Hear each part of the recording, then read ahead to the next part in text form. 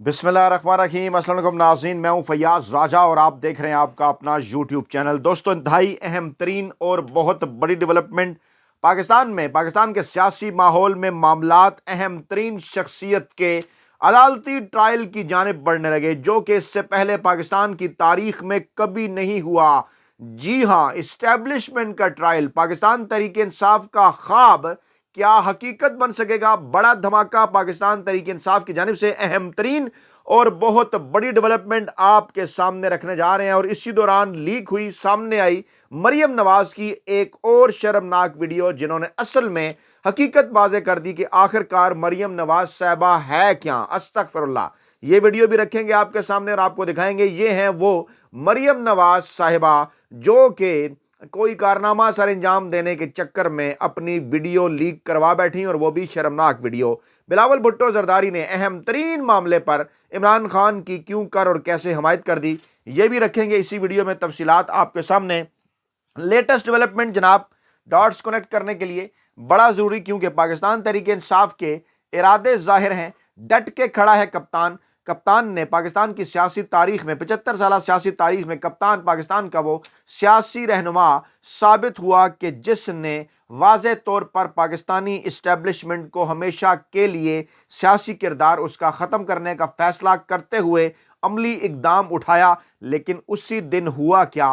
Election commission का एक फैसला सामने आता है जिसमें पाकिस्तान तहरीक इंसाफ यानी उसके आज़ाद हमायत याफ्ता उम्मीदवार जो सुन्नी इत्तेहाद कौंसिल के अंदर शामिल हुए, उनके खिलाफ इलेक्शन कमीशन फैसला करता है और जनाब उनको मखसूस नशस्तों से महरूम कर दिया जाता है। जी हां, इलेक्शन कमीशन ऑफ पाकिस्तान की जानिब से 4-1 से फैसला आया। बिलाशुबा ये इस्टेब्लिशमेंट का फैसला है। बिलाशुबा सिकंदर सुल्तान राजा साहब कहां से लाइन लेते हैं, आपको मुझे अच्छी तरह से इस बात का अंदाजा है। गुज़श्ता चंद माह के अंदर पाकिस्तान तहरीक इंसाफ के खिलाफ इलेक्शन कमीशन ऑफ पाकिस्तान के जितने भी फैसले आए, या सुप्रीम कोर्ट ऑफ पाकिस्तान से पाकिस्तान तहरीक इंसाफ के खिलाफ जितने भी फैसले आए, उन फैसलों के पीछे कौन है, मुझे और आपको उसका नाम लेने की जरूरत नहीं, आप अच्छी तरह से जानते हैं। और आज भी यही फैसला आया इलेक्शन कमीशन ऑफ पाकिस्तान ने एन उसी रोज कि जब गैर आइनी और गैर कानूनी तौर पर चोर वज़ीर आज़म शहबाज शरीफ ने हलफ उठा लिया, तो उसके बाद फिर फैसला आ गया।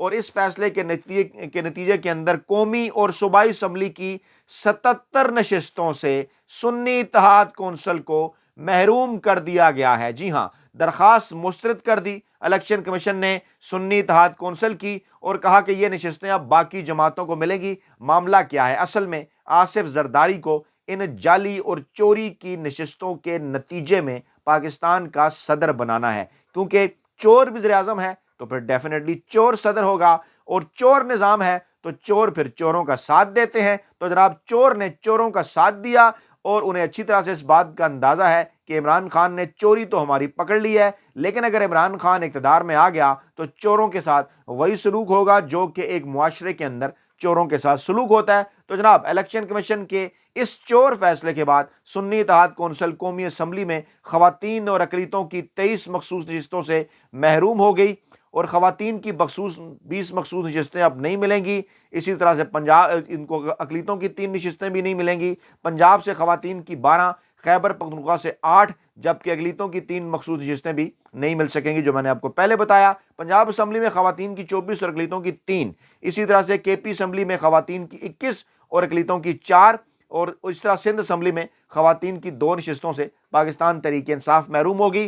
कुल मिलाकर 77 जो है वो नशिस्तें पाकिस्तान तहरीक इंसाफ और सुन्नी इत्तेहाद कौंसिल के खाते में से निकाल ली गई हैं। और ये फैसला इंतहाई शर्मनाक फैसला। इस किस्म के फैसले पहले भी पाकिस्तान तहरीक इंसाफ और इमरान खान के खिलाफ किए गए, लेकिन इनकी किसी किस्म की कोई अहमियत नहीं है। किसी आइन और कानून को इस फैसले के दौरान सामने नहीं रखा गया। ये सब कुछ जो कुछ किया जा रहा है सिर्फ और सिर्फ इमरान खान के बुग़्ज़ में किया जा रहा है। मकसद इन तमाम तर मामलात का सिर्फ और सिर्फ एक, कि किसी न किसी तरीके से इस चोर निज़ाम को आगे बढ़ाते हुए इमरान खान का रास्ता रोका जाए, इस चोर निज़ाम को तक़वियत दी जाए। क्योंकि दूसरी तरफ पाकिस्तान तहरीक इंसाफ कर क्या रही है? जी हां, पाकिस्तान तहरीक इंसाफ कर क्या रही है? उमर अयूब खान को अपोजिशन लीडर बनाने का फैसला ये तो हो गया, इसकी तफसीलात आपके सामने रखते हैं। लेकिन बैरिस्टर गौहर ने آج قومی اسمبلی کے اندر جو تقریر کی ہے اس نے تباہی پھیر دی ہے، اس نے دھماکہ کر دیا اس تقریر نے۔ اس تقریر کے اندر آرمی چیف صاحب کے ٹرائل کا ذکر ہے۔ جی ہاں، سائفر ایک حقیقت ہے جس نے حکومت ختم کی، اس کا ٹرائل ہونا چاہیے۔ سابق army chief general Qamar Javed Bajwa کی جانب اشارہ کیا، دیگر کرداروں کی جانب بھی اشارہ کیا، اور کیا کہا انہوں نے؟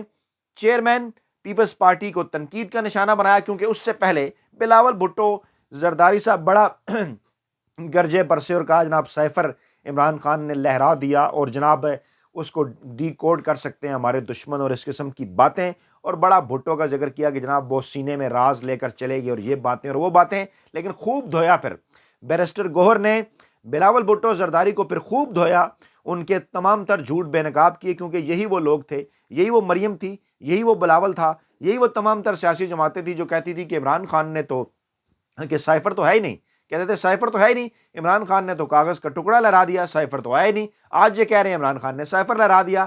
اب یہ ہے ان کا جھوٹ، اور اس کا جو ہے وہ اس وقت جھوٹ کا پول کھل چکا ہے پاکستانی عوام کے سامنے، اور کہا بیرسٹر گوہر نے کہ نانا کی سیاست کو وہ دفن کر کے گیا ہے جس کا نام بلاول بھٹو زرداری، کیونکہ چلے گئے یہ خطاب کرنے کے بعد بھاگ گئے، اپنے نام کے ساتھ بھٹو لگا کر کوئی بھٹو نہیں بن جاتا۔ وہ ہار کہاں گئے جو سوئس اکاؤنٹس میں پڑے تھے؟ ذکر کیا نا، ذرا بلاول بھٹو صاحب جواب دیں۔ بیرسٹر گوہر نے مزید کہا کہ انہیں جمہوریت اور حقوق پر اتنا گھمنڈ ہے تو جب ہماری پارٹی کی عورتیں، پاکستان کی عورتیں جیل گئیں تو کیا انہوں نے ایک لفظ بھی مذمت کا کہا؟ ہمیں تو یہ درس دیتے ہیں اپنے گریبانوں میں جھانکیں، یہ اپنے مفادات کے لیے اکٹھے ہوتے ہیں، ان کو جمہوریت راس نہیں آتی، یہ سب پاور شیئرنگ پر یقین رکھتے ہیں۔ جی ہاں، مکمل طور پر دھویا، نون لیگ ہوں، نواز شریف ہوں، شہباز شریف ہوں، آصف زرداری ہوں، بلاول بھٹو ہوں، مریم نواز ہوں، انہوں نے کہا کہ اپنے گریبانوں میں جھانکیں، ہمیں یہ درس دیتے ہیں، ایک لفظ انہوں نے مذمت کا نہیں کہا، اپنے مفادات کے لیے اکٹھے ہوتے ہیں، ان کو جمہوریت راس نہیں، یہ سب پاور شیئرنگ پر یقین رکھتے ہیں۔ اور صدارتی انتخاب کے حوالے سے انہوں نے زبردست بات کی، انہوں نے کہا کیا کوئی اور بندہ نہیں کہ یہ صدارت زرداری کو دے رہے ہیں؟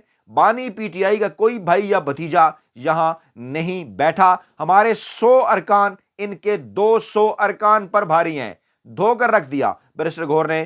اور انہوں نے کہا کہ چیئرمین پی ٹی آئی جو اس وقت موجود ہے بیرسٹر گوہر، ان کا کہنا تھا کہ گیس بجلی تو دور، ہمیں پانی بھی میسر نہیں، یہ ان کی 4 دہائیوں کا ثمر ہے جو عوام کو ملا ہے، اس لیے عوام نے ان کو ریجیکٹ کر دیا ہے۔ جبکہ اس دفعہ ایم کیو ایم بھی ٹکٹ لینے والوں کی لائن میں لگ گئی اور اپنے اصولوں کی سودے بازی کی۔ انہوں نے کراچی میں ہماری 15 نشستیں دھاندلی کے ذریعے لی ہیں، اور آگے چل کر انتہائی اہم ترین بات کی بیرسٹر گوہر نے، مزید کہا کہ سائفر ایک حقیقت ہے، مرد کا بچہ۔ جب اس قسم کی دھمکی آمیز زبان بلاول بھٹو زرداری کی جانب سے استعمال کی گئی اور کہا گیا کہ سائفر کیس میں جناب ٹرائل ہونا چاہیے، سائفر کیس کے اندر سزائیں ملنی چاہیے، تو واضح کر دیا کہ ہاں سزا ملنی چاہیے، لیکن اس کو جس نے عمران خان کی آئینی اور قانونی حکومت کو غیر آئینی اور غیر قانونی طریقے سے گرایا۔ اور انہوں نے کہا کہ نا سائفر ایک حقیقت ہے، جس نے حکومت ختم کی اس کا ٹرائل ہونا چاہیے، نہ کہ اس کا جس کی حکومت ختم کی گئی۔ میں رپیٹ کر رہا ہوں، جس نے حکومت ختم کی۔ عمران خان پہلے بھی آپ کے سامنے گوش گزار کر چکے، کس نے عمران خان کی حکومت ختم کی؟ تمام لوگوں کو اچھی طرح سے اس بات کا اندازہ ہے کس نے حکومت ختم کی۔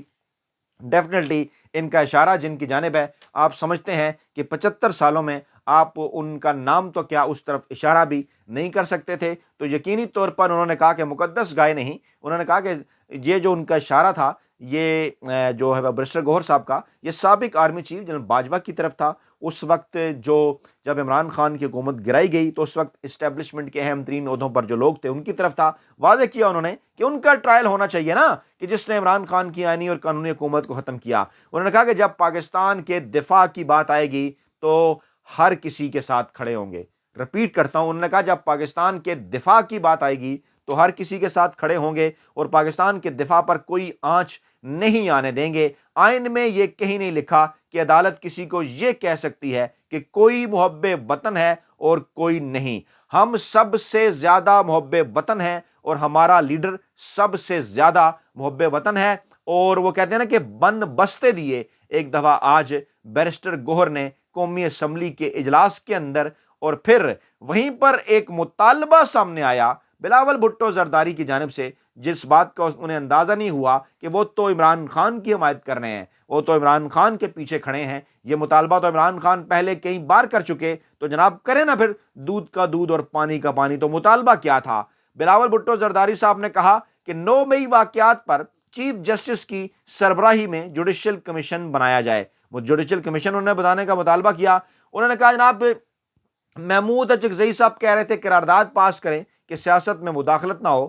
آپ جتنی قراردادیں پاس کر لیں جب تک سیاستدان خود ایک دوسرے کی عزت نہیں کریں گے کوئی بھی نہیں کرے گا. تو بلاول بھٹو زرداری صاحب اپنے گریبان کے اندر جھانک کر دیکھیے کہ آپ نے پاکستان کی تاریخ کے مقبول ترین عوامی اور سیاسی رہنما اس وقت پاکستان کے سب سے بڑے سیاستدان عمران خان کی کیا آپ نے عزت کی. آپ کو اپنی زبان کے اوپر کنٹرول تھا جلسوں کے اندر. آپ کیا کچھ وہاں پر فرماتے رہے وہ پاکستانی عوام کے سامنے ہے. بلاول بھٹو زرداری صاحب فرماتے ہیں جناب کہ وزیر اعلیٰ KPK نے 9 مئی کے واقعات کے حوالے سے انکوائری کا مطالبہ کیا ہے. میں وہ یقین دہانی کرائیں کہ انکوائری کے فیصلے کو تسلیم کریں گے تو میں اس کی حمایت کرتا ہوں. تو جناب آپ کی شاید نظر نہیں ہے معاملات کے اوپر. بلاول بھٹو زرداری صاحب صرف وزیر اعلیٰ KPK نے یہ مطالبہ نہیں کیا.